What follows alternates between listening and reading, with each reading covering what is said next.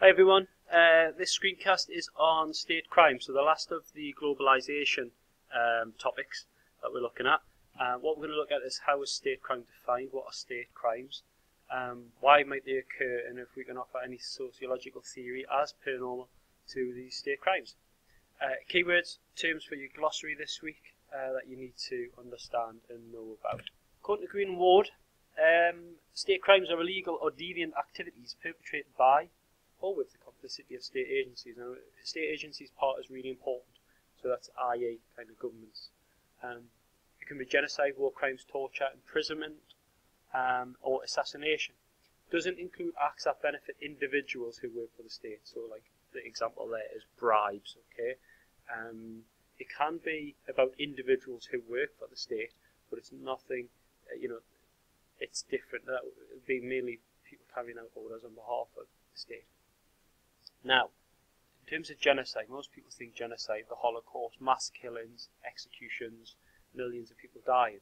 Now, this thing here is from the UN Convention on Genocide, was published in 1946, after the Holocaust, because basically it said, right, this mass atrocities happened, what can we do? We need to give it a name.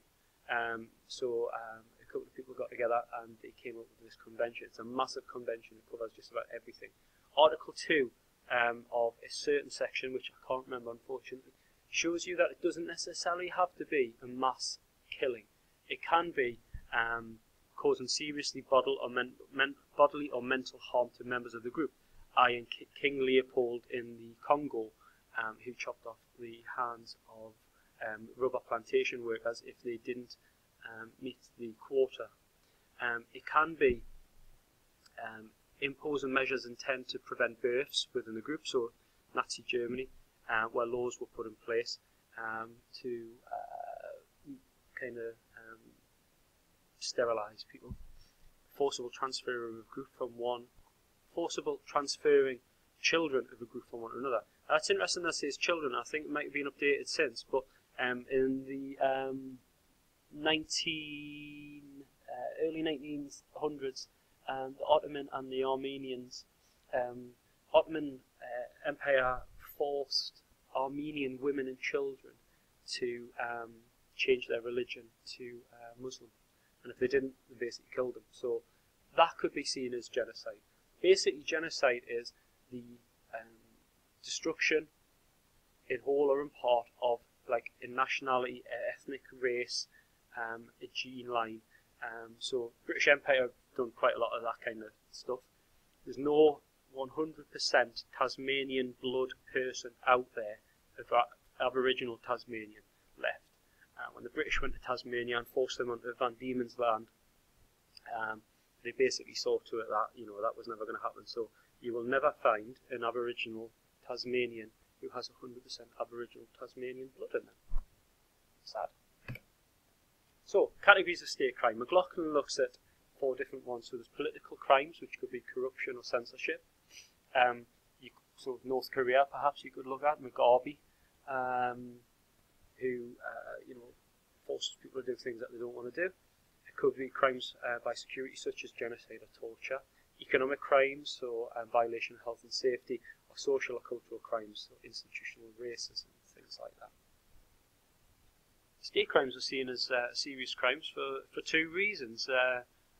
Michalowski and Kramer believe that great power and great crimes are inseparable, and because the state have a monopoly on violence and the means to conceal it, they kind of go hand in hand. And so we can look at lots of different kind of examples of this. So in Cambodia in the early 70s, Pol Pot and the mass execution of hundreds of thousands of Cambodians. You've got Nazi Germany, and that could be the sterilisation. That can be the removal of any kind of cultural significance to do with Jews, so removal of all Jewish books, practicing of any kind of religious practicing, and obviously the mass execution of millions of Jews.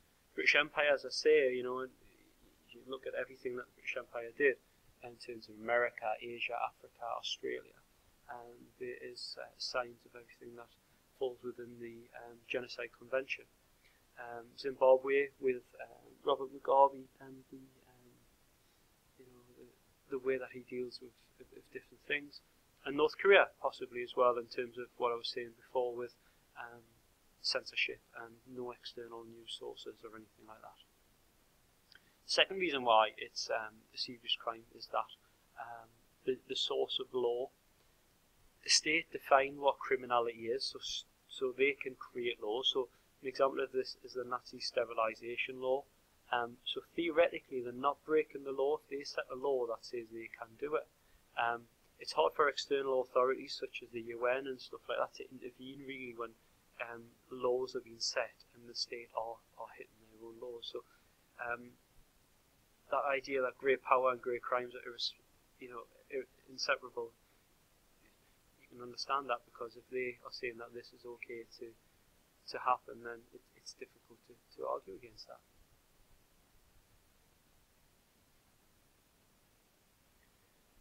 Many study state crimes through the notion of human rights. So if our human rights in some way are neglected, or we lose our human rights, then that's when a state crime is really bad. The problem is that there's no single definition for human rights. However, most agree that these are our natural rights, so our liberty, our freedom of speech, and our civil rights, so the right to vote, our right to privacy, our right to education. And that these human rights are here to protect us. It's an entitlement, entitlement to a fair trial, etc., etc. So if we were to look at the North Korea thing, then you could say that their civil rights are definitely not being met, and their natural rights of free speech. Because we don't have many external news organisations going into North Korea, it's hard to say this for definite. But what happens to these people who speak out against a regime? We don't necessarily know what exactly happens in these communist countries that are very private and singular in their views. Love these. Schwendinger and Schwendinger. They define crime as a violation against these human rights, not a violation of laws. Any state that are denying these rights are then criminal. So it's not necessarily the laws, such as the ones I was talking about in terms of the Nazi sterilization, but Schwendinger and Schwendinger would say that because the Nazis were taking away our right to have children if we wanted to, then then it's a crime, and the state are definitely at fault for that and violating these. Lots of different things for that. Imperialism, so the idea of forcing someone's culture and religion onto a set of people, that goes against human rights. They also look at the idea that we punish the little man while rewarding the agents of the state. So we punish someone for stealing a bit of food, but we actually reward the state and for those who work on behalf of the state for increasing food prices. Then we've got this risk of being subservient to state laws, and that's a real issue, because if we start accepting legal definitions of crime, then we've become subservient to these laws, and that we can't do anything about it, and that we start accepting these laws as being correct. Well, Schwending and Schwendinger believe that it's not the laws, it's the human rights which you need to be looking at. And it leads into this idea that we've discussed previously about transgressive criminology, that it oversteps the normal boundaries of law and it goes into something completely different. Stanley Cohen believes, though, that not all crimes are self-evidently criminal. So exploitation, it's hard to say. Obviously genocide is very much a crime. Someone's dying, or someone is being persecuted, or someone is being held against their will. Things like that. That's easy to say. That's criminal. But exploitation, you could say that Wonga are exploiting people, but is that a crime? It's difficult if we then start looking at.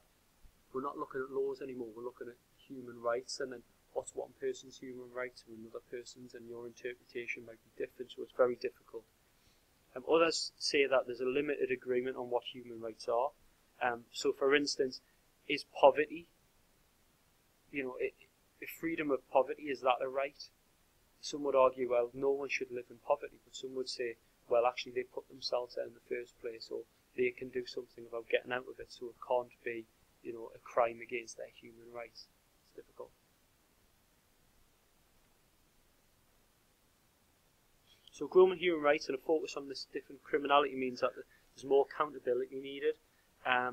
Cohen's interested in the idea of states trying to conceal or legitimise what it is that they do, and they're doing this according to Cohen in three ways. So the first one is, it didn't happen, which is total denial. And it's much harder in a modern society to deny it because we have a lot more evidence. So we could possibly deny all this stuff going on in Tasmania and in North America with the native Indians. But it's harder to deny stuff going on now because we live in such a modern society that has instant news feeds and things like that. Second stage that Cohen looks at is it's not what it looks like. So it's not what you think. We were just reacting. We didn't want to do this. This is a reaction. And then the third one is this justifiable stage. This is interesting, especially if you understand what's gone on with the Iraq War recently. And there's this idea of war on terror. So if someone blows up the Twin Towers in America, that gives us a right to go and start blowing up Iraq and Afghanistan. Yeah, justified. Cohen then looks at this idea of neutralisation theory. Now this draws very much on Sykes and Matza, who looked at 5 neutralisation techniques that delinquents use to justify their deviant behaviour. Cohen believes that we can apply these to state crimes as well. So first of all is this denial of the victim, and that the victim deserves it, or it's very much they've exaggerated what's happened. It's not as bad as they think or say it is. Denial of injury, so that they started it. We're the victims, not us. So this could be applied to say Gaza with Palestinians and Israelis fighting. This denial of responsibility, so this obeying of duties. So this could be applied to Nazi soldiers who were saying that they were just doing what it is that they were being told to do. They didn't want to kill all of these people. This condemnation as well, so condemning the condemned, in that, the world's picking on us. What we've done isn't really that bad. So again, it's like, from one viewpoint, you've got Israelis saying that, Arabs and Palestinians are anti-Semitic, and then you've got, on the other side, you've got, they're saying, Jews are hostile to Islam or to their religion. So there's kind of two sides, and the world's picking on us. It's us and them. And then this idea about appeal to higher loyalty. So you can definitely see this happening at the moment with ISIS, in that they're acting on behalf of a higher cause. So Islam or Zionism, or we're doing it in defence of the free world, as Bush and Blair would like to talk about. So in terms of state crime as a social condition, there are some people who believe that socialisation's got a major part to play in this. So Kelman and Hamilton look at this side and see state crimes as crimes of obedience. So there's authorisation where we don't have any moral principles because we are being told to do it. My Lao in Vietnam, during the Vietnam War, where US soldiers went into a village and just basically opened fire and started just shooting everyone without prejudice, just everyone, women, men, children.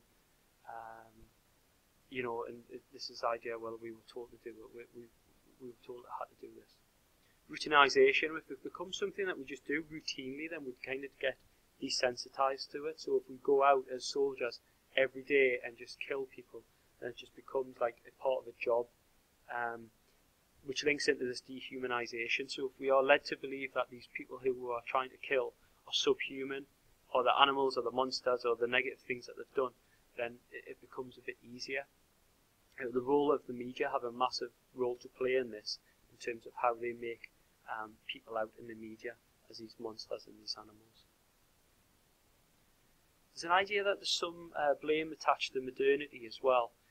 Bauman believes that things such as the Holocaust wouldn't have been able to happen if it wasn't for modernity, and particularly science and technology. Bauman believes that these aren't, as some would make out to be, a return to barbarianism, but actually it's a quite modern, complex and new thing that is happening because of science and technology.